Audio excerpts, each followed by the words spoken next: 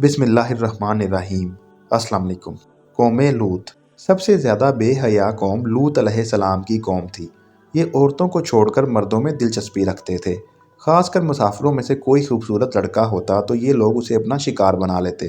तलमूद में लिखा है कि अहले सदूम अपनी रोज़मर्रा की ज़िंदगी में सख्त जालिम, धोखाबाज और बदमामला थे।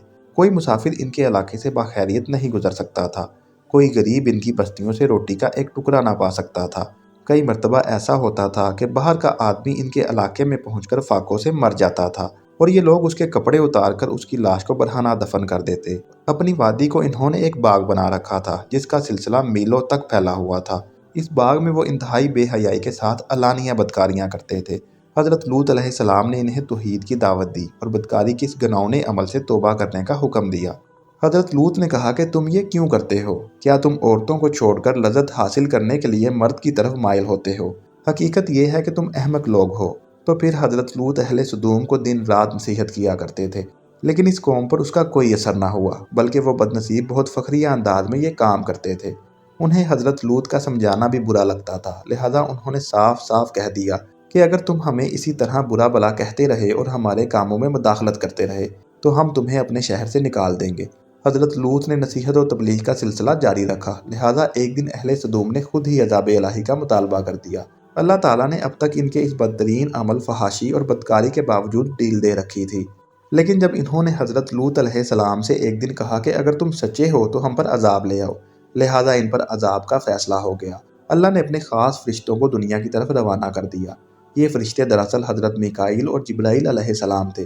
फिर ये फरिश्ते हज़रत लूत अलैहिस्सलाम के घर तशरीफ़ ले आए। हज़रत लूत ने जब इन खूबसूरत नौ उम्र लड़कों को देखा तो सख्त घबराहट और परेशानी में मुब्तला हो गए। इन्हें ये खतरा महसूस होने लगा कि अगर इनकी कौम के लोगों ने इन्हें देख लिया तो न जाने वो इनके साथ क्या सलूक करेंगे। हज़रत लूत की बीवी का नाम वाइला था। उसने आप पर ईमान नहीं लाया था और वो दरअसल मुनाफिका थी। वो काफिरों के साथ थी, लिहाजा उसने जाकर अहले सदूम को ये खबर दे दी कि लूत के घर दो नौजवान लड़के मेहमान ठहरे हुए हैं।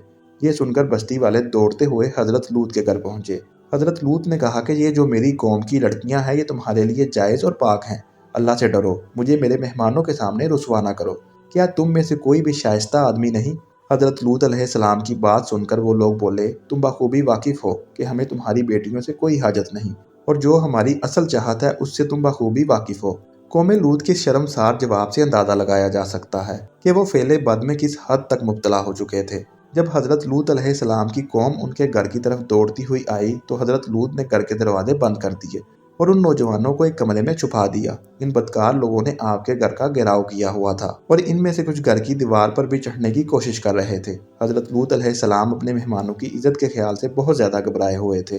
फरिश्ते ये सब मंजर देख रहे थे। जब उन्होंने हज़रत लूत अलैहिस्सलाम की बेबसी और परेशानी का ये आलम देखा तो हकीकत से पर्दा उठाते हुए यूं फरमाया, ए लूत, हम तुम्हारे रब के भेजे हुए फरिश्ते हैं। ये लोग हरगिज़ तुम तक नहीं पहुंच सकेंगे।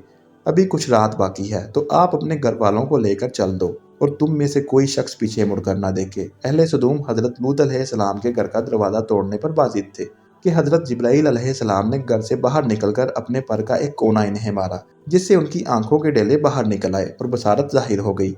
ये खास अजाब उन लोगों को पहुंचा जो हज़रत लूत के पास बदनीयती से आए थे। हज़रत लूत अलैहिस्सलाम हकीकत हाल जानकर मुतमईन हो गए और अपने घर वालों के साथ रात को ही निकल खड़े हुए।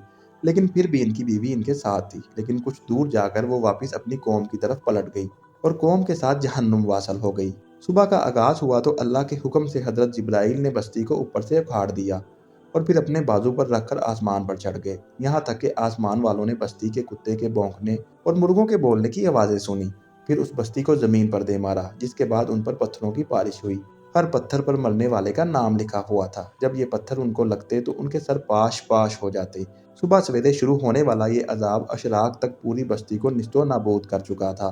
कौम लूत की इन खूबसूरत बस्तियों को अल्लाह ने एक इंतहाई बदबूदार और स्याह जेल में तब्दील कर दिया था, जिसके पानी से रहती दुनिया तक कोई फ़ायदा नहीं उठाया जा सकता। समुंदर के इस हिस्से में कोई जानदार, मछली, मेंढक वगैरह जिंदा नहीं रह सकते। इसलिए इसे डेड सी यानी बहरे मुर्दार कहा जाता है, जो इसराइल और उर्दन के दरमियान वाक़या है। माहिरीन आसार ने 10 सालों की तहकीक व जस्तजू के बाद इस तबाहशुदा शहर को दरियाफ्त किया था। तहकीकात से पता चला था कि इस शहर में ज़िंदगी बिल्कुल ख़त्म हो चुकी है। शहर के रास्ते और खंडरात को देखकर आर्कोलॉजिस्ट ने ये अंदाज़ा लगाया کہ جب یہ شہر تباہ ہوا تو اس وقت لوگ روزمرہ کے معاملات اور کاموں میں مشغول تھے اور یہاں زندگی اچانک ختم ہو گئی تھی۔ اہل سدوم جنہیں پتھر بنا دیا گیا تھا، ان کے بت ابھی تک بحر مردار کے پاس موجود ہیں، جو لوگوں کے لیے ایک عبرت ہے۔ روایتوں کے مطابق ایک مرتبہ حضرت سلیمان علیہ السلام نے شیطان سے پوچھا کہ اللہ کے نزدیک سب سے بدترین عمل کیا ہے؟ ابلیس بولا، جب مرد مرد سے بدفعلی کرے اور عورت عورت سے خواہش پوری کرے۔